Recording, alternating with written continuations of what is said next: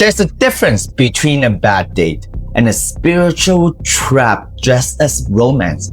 Sometimes love isn't sent to build you, it's sent to test if you can see clearly.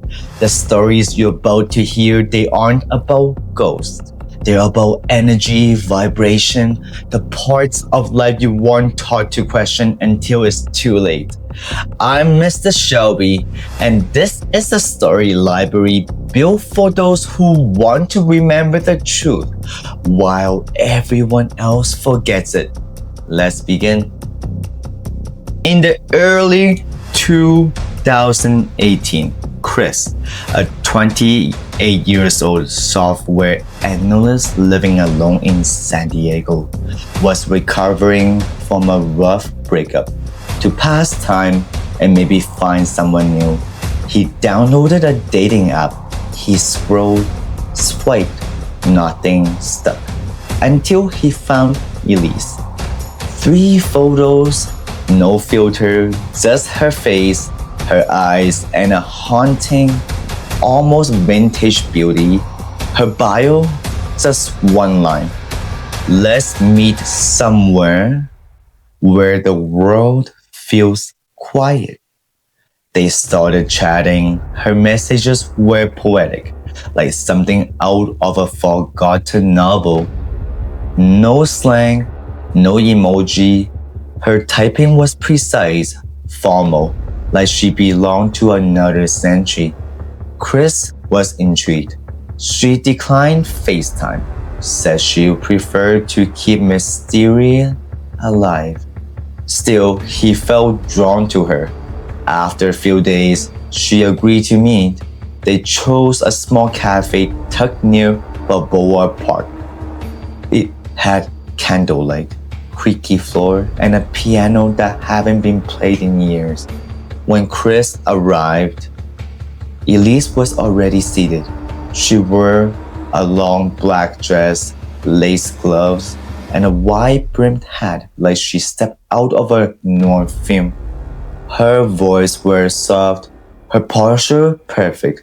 She barely blinked, and she made eye contact like she felt the gravity. They talked about memory, loss, death, old houses, and forgotten books. Chris joked nervously, "You talk like someone from another time." She smiled and fainted and said, "Maybe I am." The night ended, but not really.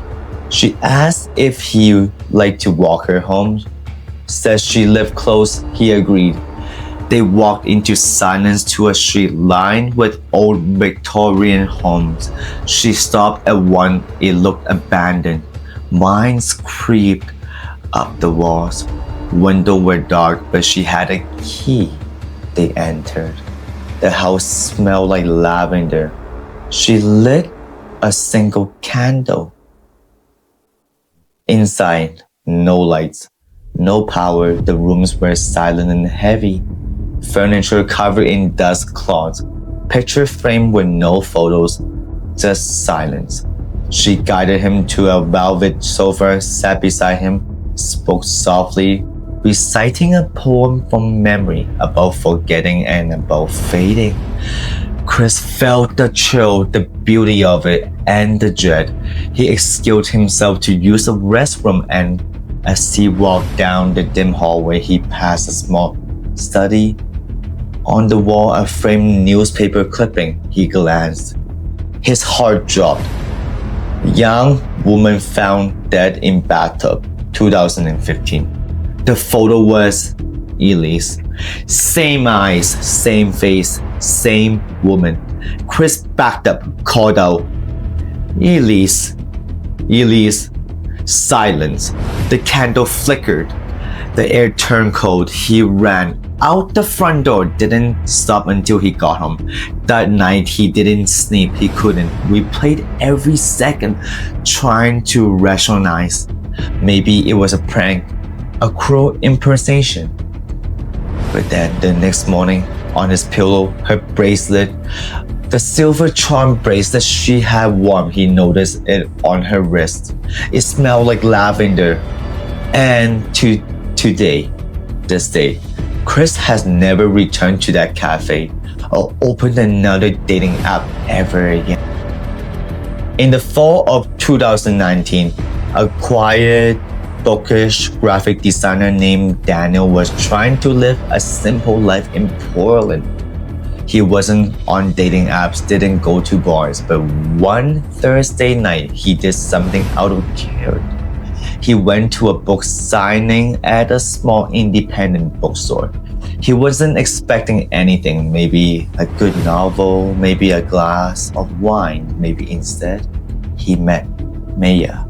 She wasn't flashy, no makeup, just a brown jacket, her hair in a loose braid, but her energy electric. She had this way of laughing with her eyes, and when she spoke, it was like she saw through you. They connected over Pablo Neruda, talked about the old love poem, Death and Time. It wasn't pickup. It felt like remembering someone. After the event, they grabbed Thai food nearby, sat in a quiet booth by the window, talked for 4 hours. She told him her grandmother used to say, "We meet the same way souls," over and over again, but sometimes we forget we already love them. At the end of the night, Daniel walked her to her car, a small blue Honda parked beneath a flickering streetlight. Before she got in, she hugged him tight and said, "I'm glad I met you in this life." Then she drove away. Just like that, she was gone. The next morning, Daniel texted her, but he got no reply. 1 day passed. 2. Then her Instagram disappeared. Her number stopped working. Her name gone from bookstore RSVP list. He went back and asked the store owner, "Maya." The woman said no one by that name was here and had checked in with everyone personally. There was no Maya on the sign-up list. No credit card records, no security footage. Daniel called the police, they had nothing. No missing person, no case, no help. Then on the 3rd day, something changed. Daniel came home after work. His door was locked, his apartment untouched, except his bedroom window cracked open just an inch. On his pillow was the bracelet, a woven leather band, brown with a single jade bead. Maya had shown it to him at the dinner, said her grandmother in Mexico made it for her as a child. He picked it up, turned it over, inside engraved with a tiny script. Viva antes de la muerte. Life before death. Daniel's hands shook. He hadn't left the window open, no one had a key. He searched for her online, checked every social account, tried photo recognition tools, went back to the streetlight. That Thai restaurant, the bookstore, completely nothing. It was like Maya had never existed, but the bracelet, that was real. He still has it. So if you ever meet him and ask about it, he'll just say, "Some people aren't part of your story. They are the story," and walk away. In the summer of 2021, Nico was at a rooftop party in downtown LA. The kind of scene where everyone's pretending not to try too hard. Rooftop string lights, overpriced cocktails, and endless conversation about screenplays. He was bored, ready to leave until he met Layla. She didn't talk like any others. She didn't act like she wanted anything from anyone. Her laugh was slow and real. She wore a vintage leather jacket, winged eyeliner, and a mysterious little smile. Like she'd seen the world but wasn't impressed. They end up in the corner of the rooftop, trading stories under the stars long after the music died down. She told him she didn't really want to come out too much. Didn't like the attention, said there was something peaceful about being in high places at night. He asked for her number. She said no. Instead, she said, "Walk me to my car." He agreed. Of course he did. They excited about the building, walked down 3 blocks, silent most of the way. The streets were quiet, not a car in sight. She turned to a corner and said, "It's just here." But when they turned, there was nothing. An empty lot, no car, no parking meters, just weeds, concrete and silence. She stood there, blinking, then started pacing. "No, it was here, it was here." Her voice cracked. Her breathing quickened. Her hands trembled. "I don't understand. I don't understand," she whispered. Then she looked Nico in the eye. "I have to go. I must go." She kissed him on the cheek, said something so quiet he didn't catch it, and vanished into the dark. He tried to follow, but she was gone. Nico stood there, heart racing, confused. He walked home alone and never saw her again. A year passed, same rooftop, another gathering, new faces. Someone mentioned the building was known for being haunted. Nico half joked, "You mean ghosts on the roof?" The woman nodded. "Yeah, there was a girl, Layla. She lived across the street, died about 10 years ago. Car accident, late night, took a wrong turn, crashed right into that empty lot. The same lot, the one Layla walked toward. And if you go there now, you see tire marks on the curb, but no car, no sign. Just a single street lamp that flickered once every night at 1:13 a.m., the time of her death." In the spring of 2017, Michael, a 33-year-old history teacher from Boston, took a solo trip through Europe. His goal was to disconnect, get lost in old cities, maybe find a new forgotten stories. On his 3rd night in Prague, Michael wandered into a tiny brasserie just off the river, the kind of place you only notice if you're not looking.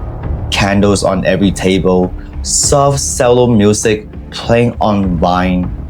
Only 2 other diners, both older couples, and a waiter polishing silver in the corner.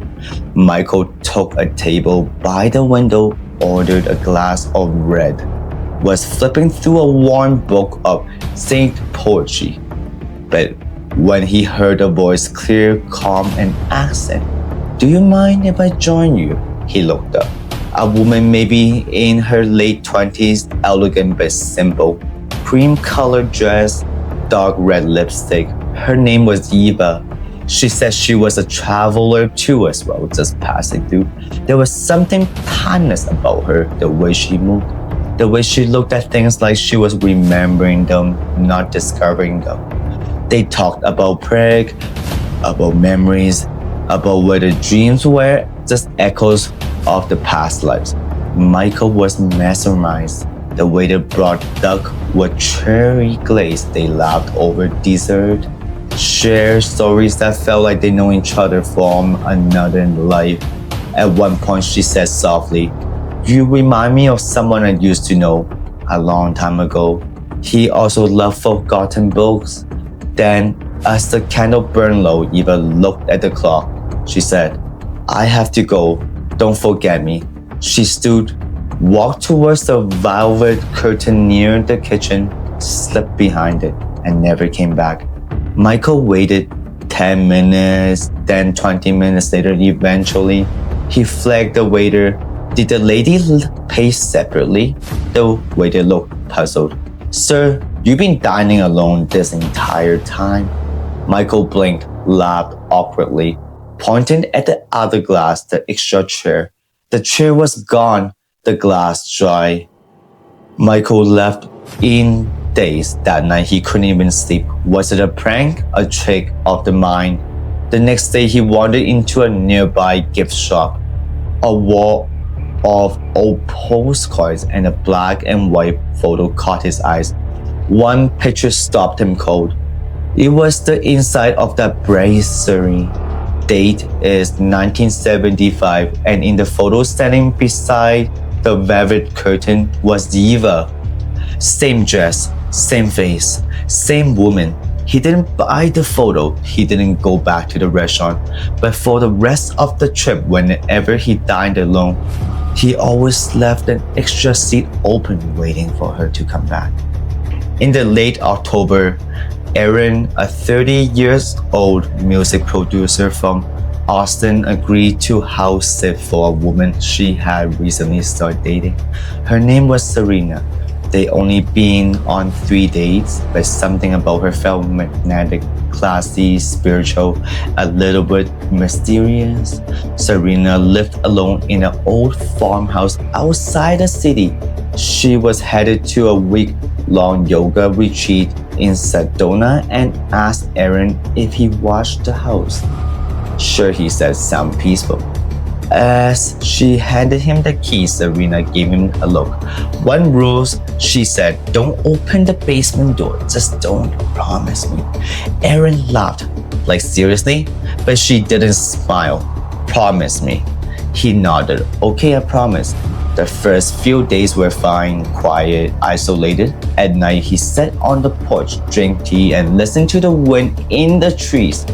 But by the third night, things got strange.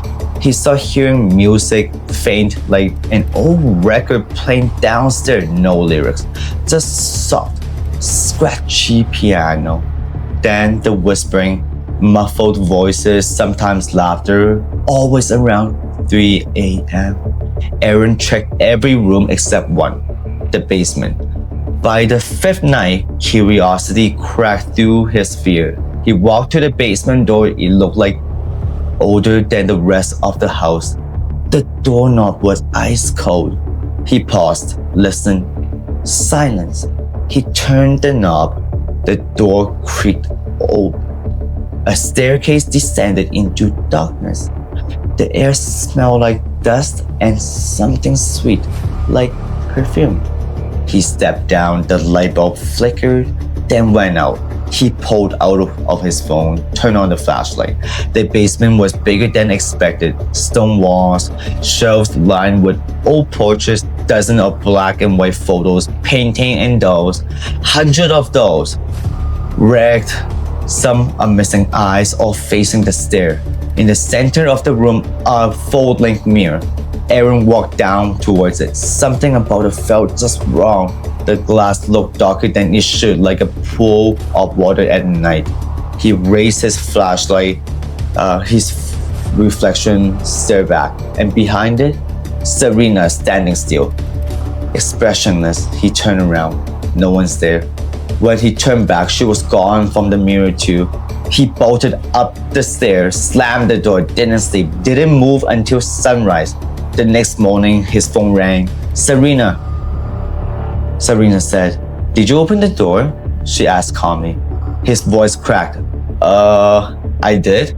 She sighed. It wasn't anger, it was sadness. "Then I'm sorry, I really liked you." Clicked. She never returned to the house, and neither did Aaron. The farmhouse was listed for sale 2 weeks later. But here's one thing. Every listing including the same line in the fine print. Basement access restricted by request of previous tenant, and no one has lived there since. In 2022, a small business owner in Toronto named Angela was about to ready to give up. She had tried everything, Instagram ads, website builders, even hired her cousin to do her marketing. Nothing has worked. Her dream clothing brand, something she spent 5 years building, was going nowhere. She told her family she was closing down, but the next morning she got an email. It was from a quiet team she never heard of. Arcane Media. No flashy promise, just a single line. "We found your brand and we can save it." Curious, Angela booked a consultation. That's when she met the team. Not one guy in a hoodie, not a cookie-cutter agency. Arcane Media was different. They had over 100 elite marketing services, from social media domination to content engineering to psychological ads, all delivered by specialized task team force, handpicked for her exact brand and vision, just for her. They didn't guess, they didn't promise anything, they executed directly. Within 6 months, Angela's brand went viral. Her Shopify exploded, she had to hire staff just to keep up, and she never paid for fake followers, gimmicks, or emptiness. She said, "This is the best." Arcane Media didn't just save my business, they made it legendary. So if you got business, a startup, or even a brand idea you're passionate about, and if you're tired of trying random things that doesn't work out, then book your free consultation with Arcane Media today. Use my code Mr. Shelby and you'll get instant access to a free ebook, The 76 Steps to Unbreakable Marketing Execution, built by President Shelby, myself. Go to alivinci.com and don't wait, because your legacy needs a real marketing. Arcane Media, not just marketing, they're the team that provides mission executions.